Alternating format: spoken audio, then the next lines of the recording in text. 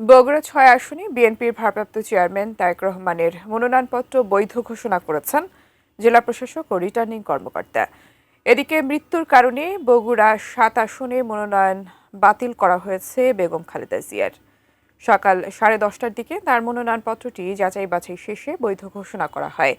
জাতীয় সংসদ নির্বাচনে অংশ নিতে গত ২৯ ডিসেম্বর নির্বাচন কমিশন ঘোষিত তফসিল অনুযায়ী বগুড়া ৬ আসনে তারেক রহমানের পক্ষে এই মনোনয়নপত্র দাখিল করেন বগুড়া জেলা বিএনপির সভাপতি রেজাউল করিম, জেলা বিএনপির সাবেক সভাপতি সাইফুল ইসলাম সহ স্থানীয় নেতারা। এদিকে বগুড়ার ৭ আসনে বিএনপি চেয়ারপারসন বেগম খালেদা জিয়ার মৃত্যুর কারণে তার মনোনয়নপত্র বাতিল ঘোষণা করেন রিটার্নিং কর্মকর্তা তৌফিকুর রহমান। ২৯ ডিসেম্বর খালেদা জিয়ার পক্ষে মনোনয়নপত্র দাখিল করেন দলীয় প্রধানের উপদেষ্টা হেলালুজ্জামান তালুকদার লালু।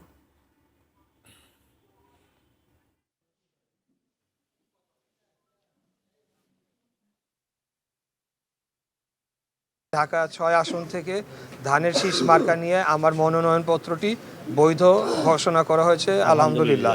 আমরা প্রতিদ্বন্দ্বী প্রার্থীগুলো পরস্পরের ভিতরে প্রতিদ্বন্দ্বিতা করব, কিন্তু প্রতিহিংসা করব না, শত্রুতা করব না। যখন আমার পুরো বাংলাদেশকে আমি এক করতে পারবো, আমরা সবাই মিলে ন্যায়ের জন্য লড়বো, তখনই আসলে আমার দেশ কূটনৈতিকভাবে শক্তিশালী হতে পারবে। আমি ঢাকা ৯ স্বতন্ত্র প্রার্থী হিসেবে যে মনোনয়ন আবেদনপত্র দিয়েছিলাম সেটা আপাতত গৃহীত হয়নি।